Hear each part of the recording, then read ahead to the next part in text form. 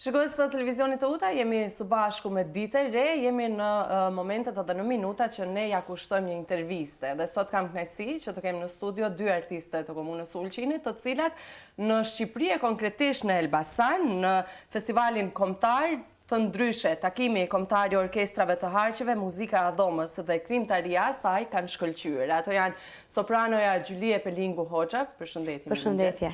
Përshëndetje, mirëmëngjes. Dhe gjithashtu kam pianistën Fatima Katana Buzuku, përshëndetje, mirë se më vjen në studio. Përshëndetje, mirë se u gjetëm. Në Elbasan shkëlqyet u kthyet me një çmim mjaft të rëndësishëm, siç është edhe ai i vokalit më të mirë, por nëse ja nisim pak kështu nga fillimi, përgatitjet edhe vetë ftesa, si erdhi? Atëherë, festivali u mbajt nga data 15 deri me datën 17 tetor. Në ftesën e morëm nga organizatori i festivalit, i cili, me qenë se unë isha edhe para 9 vitesh pjesë e festivalit dhe si 10 vjetori i festivalit fituam pra ftesën dhe me të vërtet ishte një kënaqësi që t'jemi edhe të marrim pjesë prap në këtë festival. Cilat ishin disa kërkesa që kishte vetë festivali, me çfarë të paraqiteni, ju vetë me çfarë u paraqitet? Do me thënë, natyrisht si çdo festivali ka ato kriteriumet edhe kërkesat e veta. Në këtë festival ishte e caktuar minutazhi, në fakt, 15 deri në 20 minuta, edhe natyrisht ku duhet të përfshiheshe një vepër shqiptare, pasi që ishte edhe një takim të themi kombëtar, edhe ishte vetë festivali përfshinte edhe krijimtarinë shqiptare. Dhe aty ne u paraqitëm me tri kompozime, me 3 pjesë. Njëra shqiptare ishte e kompozitorit, dirigjentit Zef Çoba, 2 pritjet. Pastaj kishim arjen Donde Lieta nga Puccini dhe nga Antoni Dvorak Rusalkën.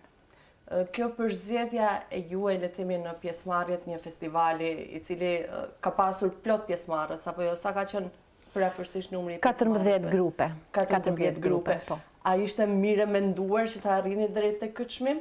Le të themi, kur është ajo fryma garuese, ndoshta ka një përzgjedhje më të gjerë të materialit derisa vendosni se cilat? Për ne në fakt ishte një herë e rëndësishme pjesëmarrja dhe t'jemi, domethënë ta kemi një pjesëmarrje dinjitoze, dalim ne sa më mirë që të mundemi dhe t'jemi ne të kënaqur me veten tonë dhe me pjesëmarrjen tonë në atë festival. Pastaj çmimi gjithmonë kur vjen është mirë se ardhun edhe patjetër që është një emocion i veçantë. Festivalet janë gjithmonë motivuese, frymëzuese, afirmojnë artistët e rinj. Edhe natyrisht ishte kënaqësi për ne sepse interpretuam para një publiku mjaft të them edukuar, ndoshta për me një traditë. Elbasani ka një traditë madhe sepse ka nxjerrë shumë muzikantë të mirë. Dhe të them të drejtën nuk ishte e njëjtë ai interpretimi si ndonjë sken tjetër apo siç ishte atë natë. Së pari sepse performuam para shumë profesorëve që ne i kishim në akademi, dhe nuk është ndjesia dhe përgjegjësia e njëjtë. Pastaj ishte një sallë shumë e mirë, me një akustik shumë të mirë, me një piano të mirë, dhe të them të gjithçka lidhet me njëra tjetrën edhe ai emocioni edhe përgjegjësia i nep një tjetër nivel edhe karakter, prandaj e kishim shumë të rëndësishme thjesht të dilnim, të performonim, të kënaqeshim vetë, të kënaqet publiku me performancën tonë, ajo ishte shumë e rëndësishme, pastaj normalisht që siç tha Gjulia, edhe çmimi pse jo më pritet. Ky çmim që vjen le të themi nga një juri profesioniste, konkretisht nga kush ishin ato që ju vlerësuan edhe bën që çmimi vokali më i mirë të vijë tek ju? Atëherë, juria u përbëhe prej 3 antarëve, ku ishte producentja Edmond Tullumani, ishte shkrimtarja të UTA Toska dhe domethënë kryesori i jurisë ishte Paçavin Zef Pavaci. Violinist shumë i shquar, i njohur, domethënë të gjithë botën, gjithashtu edhe producentin e njohim të gjithë, Edmond Tullumanin dhe patjetër edhe shkrimtarin, kështu që kjo ishte juria në të cilën e përbënte festivalin. Në një pjesëmarrje të 14 grupeve në një festival që më thatë dhe ju kombëtar, kush ishte tjetër përveç përfaqësuesve shqiptar nga Mali i Zi, nëse mund ta them kështu? Kush ishte jashtë trojeve më pjesëmarrës? Kishte grupe nga Tirana, nga Durrësi, nga Elbasani, nga Mali i Zi ishim vetëm ne dyjat, nga Vlora. Po, nga Vlora. Kryesisht kishte ansamble më shumë, kishte më shumë ansamble, kishte orkestra. Pastaj kishte formacione të muzikës dhomës siç janë duetet, ku u futëm edhe ne dyjat. Në atë kategorinë e tyre. Si muzikë dhome, me qenë se me të vërtet ishte kënaqësi që të danim skenën, siç e tha edhe Fatimja më herët, më profesionist të fushës, dirigjent të mëdhenj, orkestra ku u përbëheshin nga profesor, nga muzikantat, artistësh të mëdhenj, kështu që me të vërtet të ndanim skenën me gjithë ato grupe dhe me gjithë ato emra të shquar, ishte me të vërtet kënaqësi. Jeni bërë, le të themi, një dyshe profesionale që po përfaqësohet dinjësisht në këto festivalet. Edhe kohë pas kohë ndoshta edhe ky kolegialiteti i mirë, por edhe puna e mirë, me çfarë mundoni që ta rifreskoni çdo herë? Apo le të them, a don përkushtim që të ushtroni edhe gjatë kohës kur nuk ka festivale? Si keni këtë marrëdhënien ju dyja tani kur e dini që në të ardhmen pse jo të konkurrojmë edhe diku tjetër? Domethënë me Gjylien punojmë fiks 17 vite, bashkëpunojmë. Atëherën kur unë kam mbaruar studimet, Gjylia ka qenë në vitin e fundit solo këndimit. Edhe nga aty kemi filluar këtë bashkëpunimin. Atëherë nuk ishim as profesoreshat solo këndimet nga Ulqini, të them.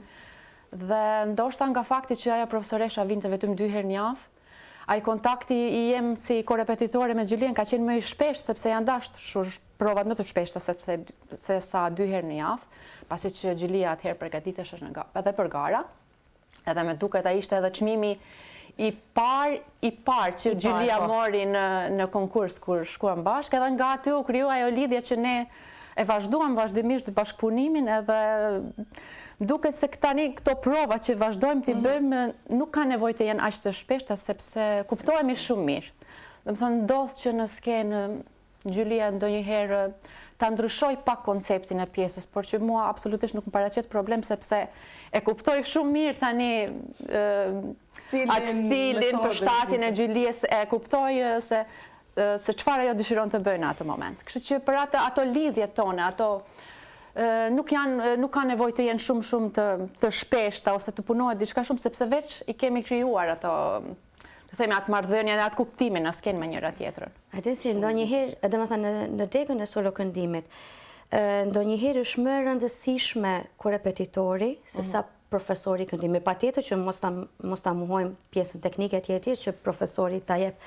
Po ajo puna edhe ajo kimia ndërmjet nxënësit edhe pastaj edhe profesionistës ose solo këngëtares me korepetitorin duhet të jetë edhe e veçantë.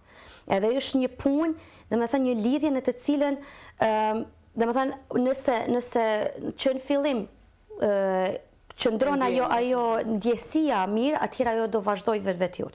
Kështu që me Fatimën më duket e kemi pas që në fillim, edhe ajo kimia ndërmjet neve ka qëndruar, domethënë menjëherë kuptohemi siç tha edhe Fatimja, ose që në fillim domethënë ato gabime, se shumicën e rasteve dhe profesori siç e thash, ajo ka pjesën teknike, pjesën edhe muzikale, pjesën intonacionit e tjerë, e ka edhe ana, edhe ka edhe profesori korepetitori që e shoqëron solo këngëtarin, kështu që tek ne menjëherë ka qenë ajo që në fillim, dhe pastaj ajo ka ardhur vetëm me kontinuitet edhe tash e kemi tush natyral. Sa çmime i keni numëruar, sa çmime të përbashkëta keni, nëse mund të them kështu?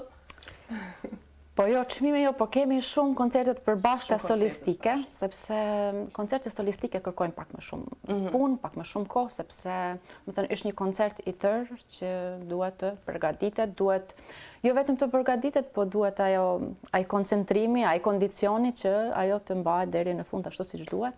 Edhe mendoj që me Gjylien, unë me Gjylien dhe Gjylia me mua kemi më shumë koncerte të përbashkëta solistike. Ashtu është. Domethënë koncerte solistike ka një impenjim më të madh për ta mbajtur e për ta çuar deri në fund ashtu siç duhet. Edhe për këtë arsye, edhe vetë artistët, koncerte solistike nuk janë shpeshta, nuk organizohen shpeshta nga vetë artistët, pse, siç e tha, duhet impenjim shumë i madh, duhet punë kolosale për ta arritur atë nivelin më smirti për ta realizuar siç duhet koncertin. Dhe ne kemi me të vërtet goxha koncerte solistike së bashku, përveç Ulqine, kemi në qytete tjera, domethënë edhe në Podgorica, në Tosen, Zagreb, Prag, në Glastonbury, në Londër, po. Kështu që me të vërtet kemi ca koncerte solistike që mos flasim pastaj edhe për manifestime tjera që kemi performuar. Dhe ndoshta tani të ndërlidhem me këtë bisedë, tani pas festivalit morëm edhe një ftesë nga një profesor i imi, pasi që kishte dëgjuar disa video, ai shprehu dëshirën që të na organizojë një koncert solistik tani në Kotor.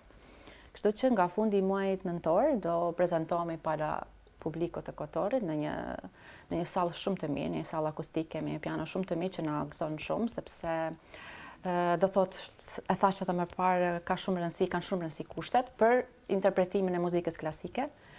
Edhe aty do jetë një përgjegjësi e madhe sepse kemi shumë kolegë, shumë profesor që do jenë prezent. Sa duhet përgatitja tani dhe sa minuta ju do të performoni? Si shkon kjo tani kur organizohet një koncert i tillë? Duhet ketë, le të themi, një paraqitje më shumë pikë? Koncerti përgjithësi duhet zgjasi deri 1 orë maksimumi. Që edhe publiku mos lodhet edhe tjetë, domethënë besoj që ajo 1 orëshi i një koncerti solistike është më se mjaftueshme. Dhe pastaj ndarja e programit në këtë 1 orë bëhet sipas marrëveshjes, domethënë patjetër që kemi pjesë së bashku, ka Fatimja edhe pjesë solistike vet, për një pushim të vogël sepse vokali e do i çisa ta rrimar veten.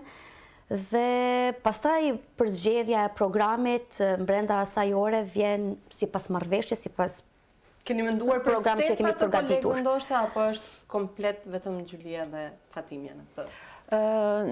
Pasi që ftesa ishte nga vetë profesori Mihajlo Lazarević nga Kotorri, ai shprehu dëshirën të organizonte koncertin tonë, domethënë mbrëmja e plotë e jona. Ndoshta mund të ketë ndoshta ndonjë mysafir nga shkolla e muzikës së Kotorit, mirë po ajo do jetë një 5 minutë, si thotë, thjesht për një pushim tonin. Kaq. Një punë e madhe ju pret para, përsëri. Do thotë kur merr një çmim, motivohesh edhe më shumë, më që kur vjen edhe një ftesë e tillë. Punë e madhe, po në të njëjtën kohë edhe kënaqësi e madhe. Kënaqësi e madhe. Unë ju falenderoj, kënaqësia ishte një sot që ju pata në studio për të folur për një tjetër sukses dhe për të lajmëruar le të themi aktivitetin e radhës. Uroj që t'jeni shembulli më i mirë për të gjithë të rinj që ta ndjekin rrugën e artit, pse jo, pianon edhe solovendin. Faleminderit shumë. Faleminderit shumë për ftesën.